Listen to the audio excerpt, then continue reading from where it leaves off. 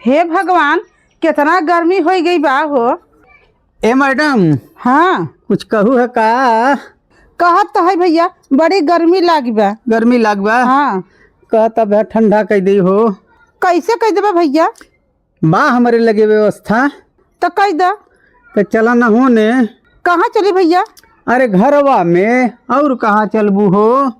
कहो भैया, कोनो अड़बड़ गड़बड़ तो नहीं सोचा था? अरे नाही, गर्मी तोहरे लागबा, लाग तो बा भैया। ठंडा तो हो के बा।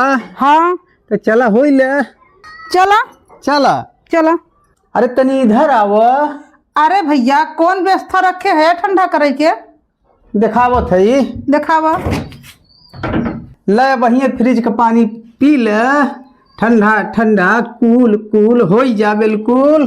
अरे भैया, हम सोचा कोनो और व्यवस्था करे है का? ना ना, यह व्यवस्था करे है।